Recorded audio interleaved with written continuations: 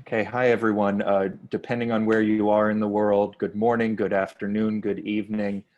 Thank you for joining us. It is Wednesday, July 29th, 2020, and we're about to participate in a Q&A session about Dr. Jackie Wilson's Inspired Native Redefining Identity Through Reclamation, Decolonization, and Artistic Sovereignty. Jackie is Assistant Professor of Bassoon at Washington State University, and my name is Billy Short, the Bassoon at-large member of the IDRS Executive Committee, and I'll be moderating this event. You'll see that at the bottom of your screen is a button marked Q&A, which you can use to write in questions live. Please keep them coming in, don't wait.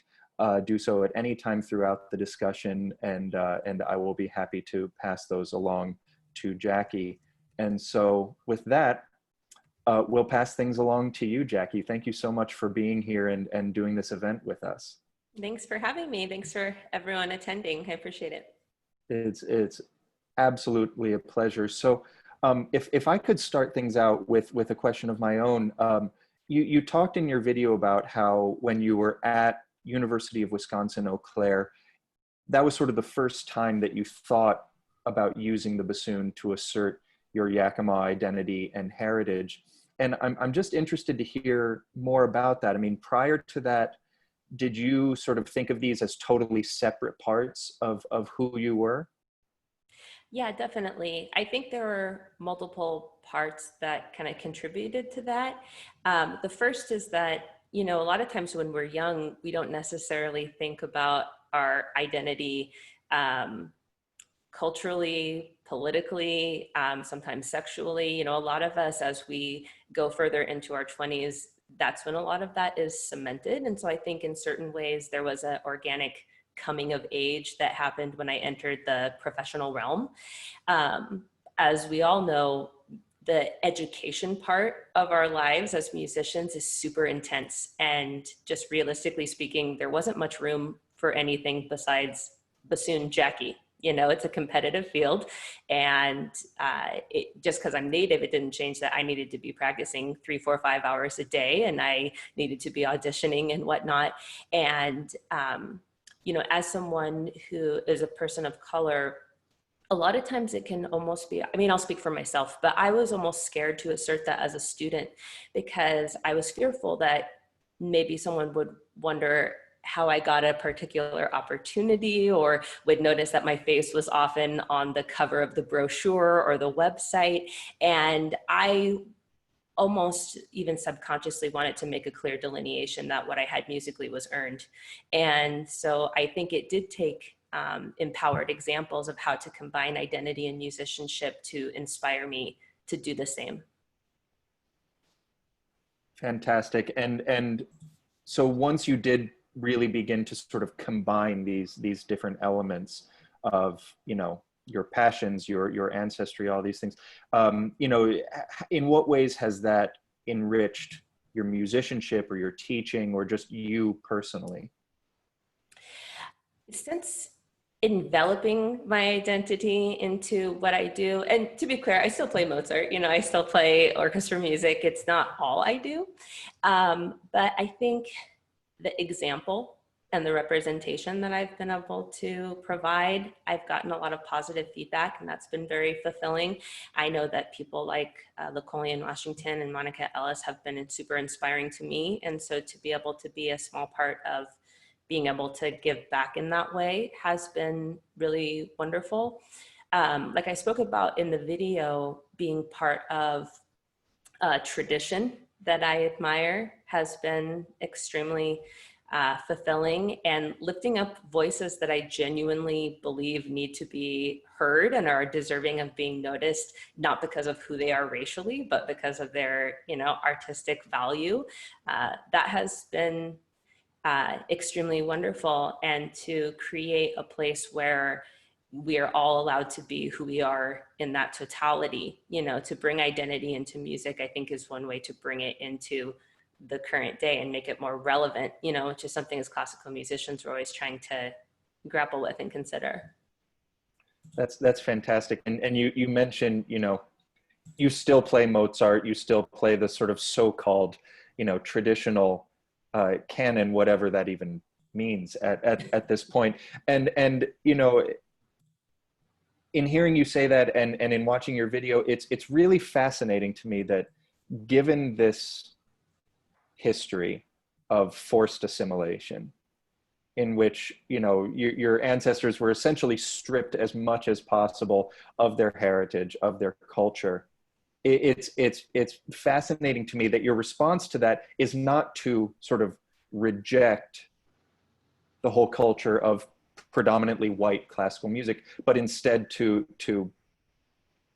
sort of really assimilate into that, you know, to bring into that your heritage, you know, music from Native peoples, to sort of repurpose the bassoon as a voice within this structure.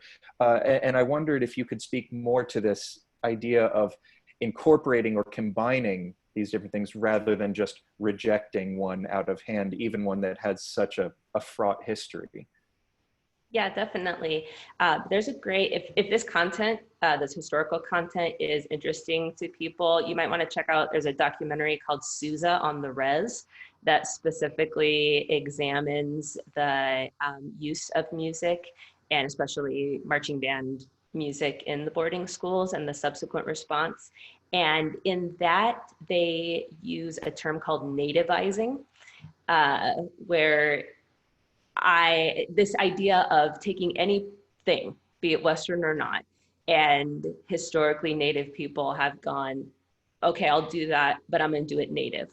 So there's this huge wave of rappers, indigenous rappers called res rap, and they will take a lot of the tropes of hip hop, right? But instead of writing about cities or New York, like we might see in traditional American rap, we will see them rapping about the reservation, or they might have bling, you know, but it will be a beaded pendant instead of a gold pendant. And this idea of adapting and saying, I'm in this world, but I'm in this world as a Native person, and you're going to notice me and you're going to see me as a Native person, is very all-encompassing and expansive. So I'm certainly not the first to do it, or unique in my doing it. These composers whose music I play are a testament to that. But this idea that it is in fact part of a legacy born out of this boarding school experience, which previously to the assimilation era, there was no like concept of a Native American race. The concept was tribal, and it was only through this shared experience under these policies that a lot of that combined racial identity was able to be formed. And as the Western was kind of instilled, it had to be a conscious effort to re-grab the indigenous part. And so they had to find a way to combine.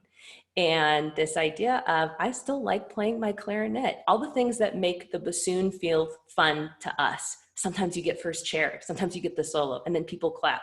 And sometimes that measure that was really hard, well, now it's easy, and that makes me feel good about myself. That was true for these individuals. And so they didn't want to give that up any more than we're all here because we didn't want to give it up when high school was over or when college was over. We want that feeling to continue. And so the fact that when they had to figure out how these things were going to match, they had to say, but I don't want the clarinet to go away. You have to nativize. You have to nativize your life, your wardrobe, your, you know, everything that you're doing. And that's something we all have to do. So I hope that answers your question. But yeah, I'm certainly not unique in this. Absolutely. And you know, you sort of touched several times on sort of the universality of experience in a variety of ways. You know, that you know, throughout history, throughout cultures, you know, people are sort of drawn to the same things that might draw us, hopefully not to the clarinet, but to the oboe and bassoon. And I'm curious if you feel like that universality sort of applies to the music itself also, that you know, the music that you're performing from the sort of Native or Yakima heritage has a universality of it that can speak to everyone, and somewhat more sort of problematically, whether music that's born of sort of this history of white supremacy also still has a universality to it that can speak to people of a variety of cultural heritages. Okay, yes, I think if the question is there still value in Mozart and Beethoven, given this context? Absolutely. One, it's not poor Beethoven's fault, right? Or Mozart or any thing else. We don't have to throw the baby out with the bathwater. But we can acknowledge context and we can acknowledge history, right? In terms of whose is it? Who does it belong to? Who can play it? Who can do it? And I see a lot of questions popping up in the chat about Native inspired pieces and, you know, who can play, who can write, who can do these things, and what are the cultural boundaries. And I would never ask someone to substitute my judgment for their own. But for me, rather than a binary of right and wrong, I try to look more at historically who's had the opportunity. You know, so has there been opportunity, ample opportunity for non-native composers to utilize or usurp the native voice and give that perspective as an interpretation? And to that I say, yes, there is a long list of native inspired pieces, poems, novels, movies, all of those types of things. And they exist and they're readily available. What has been given less opportunity or emphasis or highlighting or celebration has been the opportunity for people to speak for themselves. And so that's this notion of decolonization, right? Decolonizing our classroom. What does that mean? Well, it means basically acknowledging that individuals don't need anyone to speak for themselves. I would be quite upset if there was a Q&A about my video session and I wasn't a part of it. I made the video, I can speak about it. So, you know, I don't need someone else in here speaking for me. This is an act of artistic sovereignty, me speaking for myself.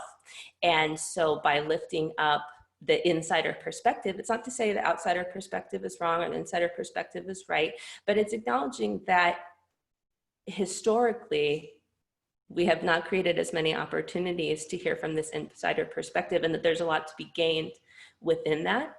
But also, you know, just this idea that people can speak for themselves and that there's value in that. And that when they do so, by the way, they're not speaking for a culture or a race. And oftentimes when there is an interpreted or native inspired piece, there is a little bit of that attempting to speak for the group. And when Raven composes, and by the way, I think Raven is participating here, he's composing as Raven Chacon. You know, he's not composing for all of Indigenous worldwide identity. Just as when I'm playing the bassoon, I'm doing so for myself as Jackie Wilson. And representation is important, but individuals are important. And in the process of pursuing representation and content, we can't lose the individual. And so for me, I have chose to pursue highlighting insider perspectives as an act of decolonization and allowing people to speak for themselves. And that's been my choice artistically.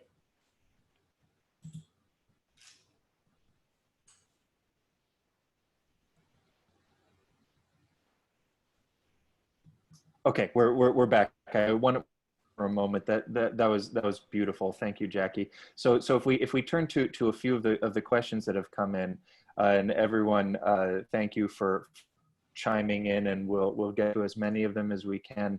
An anonymous attendee says, Dr. Wilson, are you planning to make a recording of these pieces, and are the scores available for others to purchase? The first part of the question, yes, the recording process has started and was ongoing during COVID. And like many things, has been kind of sidelined and pushed pause as a result of you know, COVID and being able to be in shared space and collaborate and whatnot. So yes, it is underway and forthcoming. At what point, I do not know. I cannot say. These pieces, but also pieces by, I want to bring in other concepts of indigeneity. So there's some Maori composers that I've been looking into their repertoire, and Aboriginal and First Nations and whatnot. So forthcoming. In terms of getting a hold of the pieces themselves, this is a little bit more complex, and it's on a case-by-case basis. Many of these individuals do not publish. And I have gained access to all of the pieces that I have through relationship building, either through constructing the piece as a collaborative act, compositionally, like I did with Raven, like I've done with Juan Tio Vicente, or through transcribing.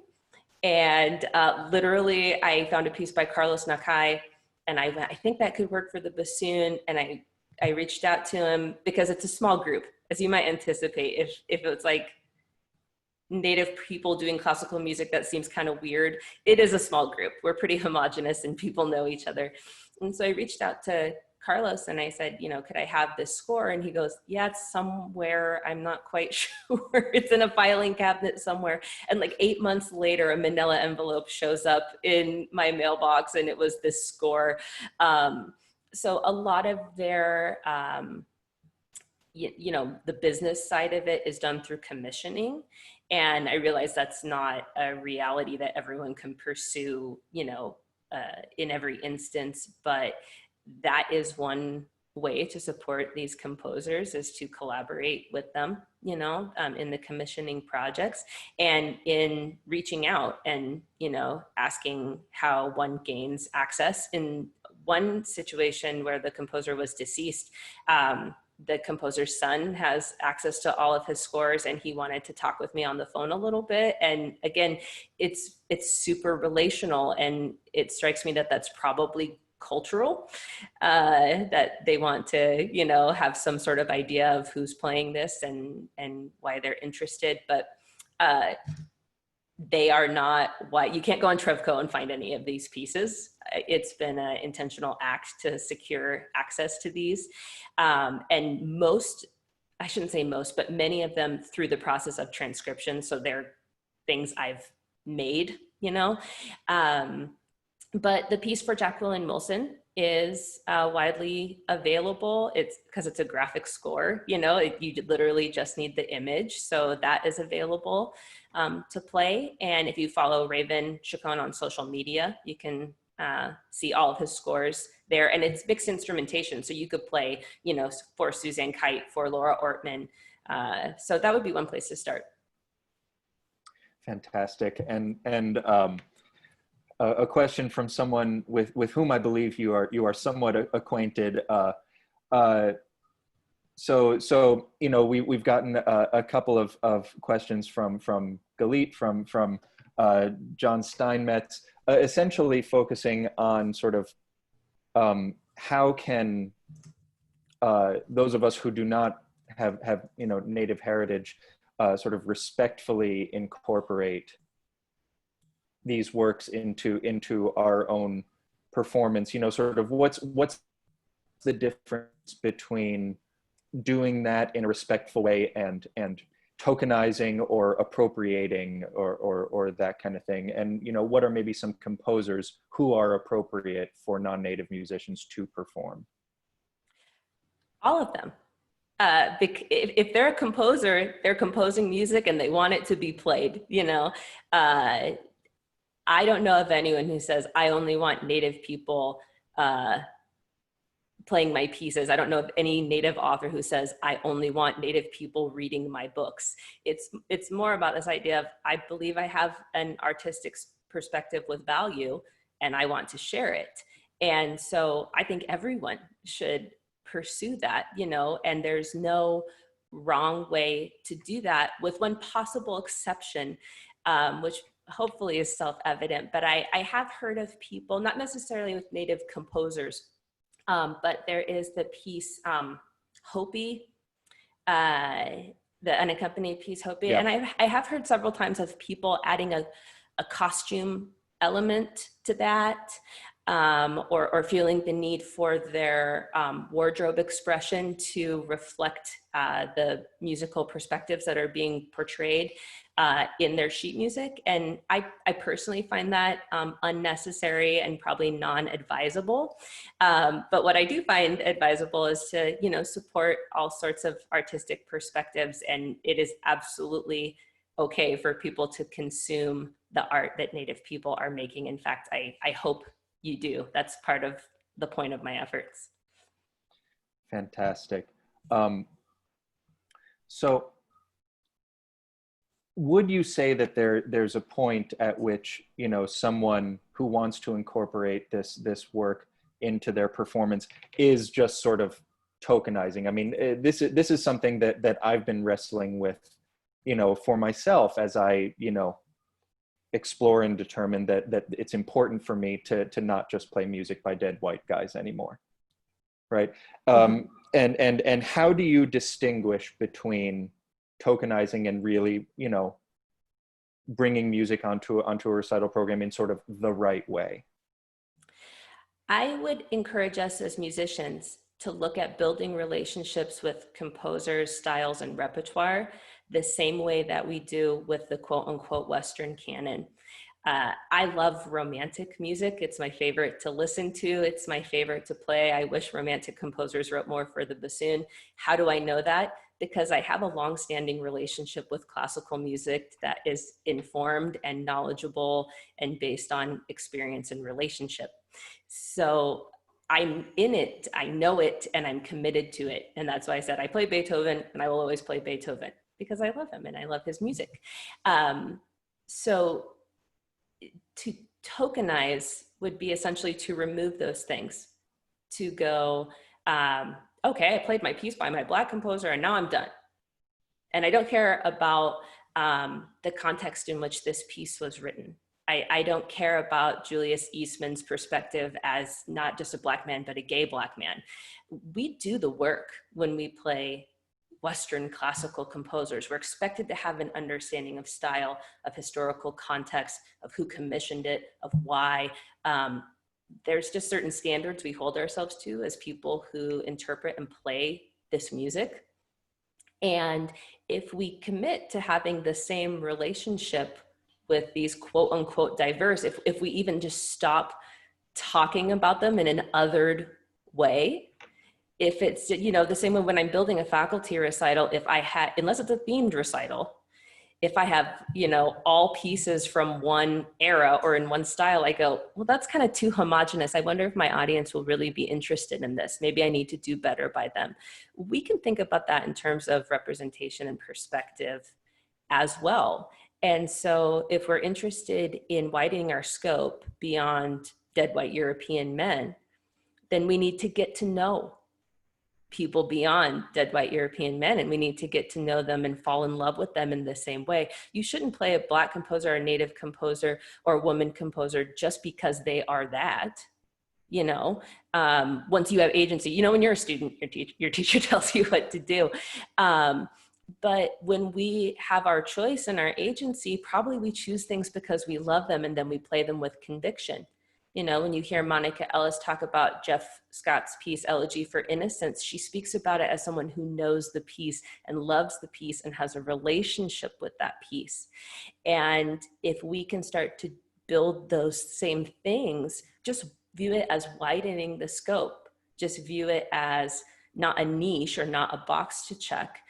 I think that is a really important place to start. Let's get familiar. Let's build relationships with these composers.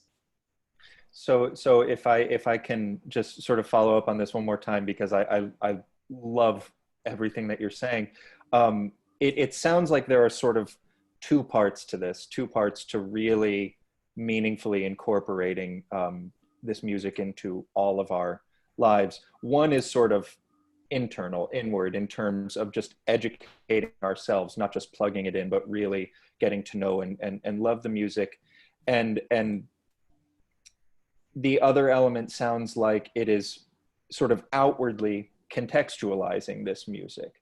You know, do you think that sort of spelling out that context for audiences, for you know, people you're working with on this music maybe is important, or is sort of the sort of inward facing part of this, you know, sort of the majority of it? Does that question make sense, Jackie? I think so. And let me see if my answer makes sense. Yeah. um, I think one, yes, it is an investment. Being a musician is an investment, and we as instrumentalists are interpreters of others that we are investing in. And so, yeah, my answer is simply just get invested. But then I think what your follow-up is touching on, Jared Impichaha Tate, who's a Chickasaw composer, and I were once having a conversation, and he'd gotten a really big commission, and we were talking about what a great, you know, achievement it was. And he said, right, but I'll know when I've really made it is when I'm programmed on a concert that is not American themed. And I think that goes to, you know, do we want to acknowledge this identity when I'm speaking about Raven's piece or Tio's piece? Do I want to acknowledge the perspective that it comes from and highlight that? Certainly, again, just the same way that when we talk about Eroica, we acknowledge the French Revolution and the context, because it makes it more meaningful for us and our audiences. But if the only space that we carve out for Jenny Brandon is on a woman's composer, or to, you know, pat ourselves on the back for hitting our ratio or whatever it is, then the tail starts to wag the dog, so to speak. And so it needs to be in balance. And again, there's nothing wrong with theme recitals, you know, or that type of thing, but also I think normalizing is a crucial part of expanding the repertoire in this particular way. Terrific. We have some questions that have come in regarding sort of the specific techniques or characteristics of music that's sort of inspired by this Native tradition. Does Native American music use quarter tones? You know, what are some of the characteristic features of Native music as it has sort of been incorporated into Western notation, Western instruments, that kind of thing? I was super excited to answer this question, because I'm going to answer with a non-answer. Awesome. Can we draw certain similarities, and can we talk about certain things that we see in traditional music? Sure, we can. To me, the answer is yes and no. Will you see quarter tones sometimes in, for example, Raven Chacon's music or Michael B. Gay's music? Sure, because that's their compositional aesthetic and that's their artistic point of view. Will you hear it in Jared Tate's music? Never. Will you hear it in Tio Bacente's music? Maybe, because they're individuals and they all have their, you know, own stylistic perspectives. And that's one of the things, that's why I do often do theme recitals of Native American music, because I feel like there is a act of resistance in juxtaposing the lush romanticism of Jack Kilpatrick with the modernism of Raven Chacon, with the Shostakovich-esque aesthetic of Tio Bacenti, with the, you know, turn of the century French influences of Louis W. Ballard, to say there is no such thing as what does Native music sound like? You know, maybe there are some stylistic trends, but what does European classical music sound like? We go, well, who are you talking about? Where are they from?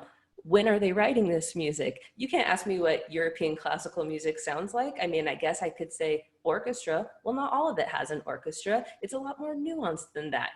We can't boil down this entire cultural group that has been here since time immemorial into these one things, you know. It's more than that. It's bigger than that. It's too nuanced to say in that way. But will we find Western classical composers who use quarter tones? Sure. Will Mozart? Probably not. You probably need to practice a little bit more if your Mozart's got some quarter tones, right? So yes, you will find everything that you see in any other group among these composers. They are human beings just like you and I. Fantastic. Well, I think that's a beautiful place for us to stop, since we've already gone over our time. Everyone, I'm sorry that we didn't get a chance to get to everyone's question, but Jackie, thank you so much for your time, for your insights, for your inspiration, for your artistry. really, really much appreciated from all of us, I know. Thank you so much. I appreciate it.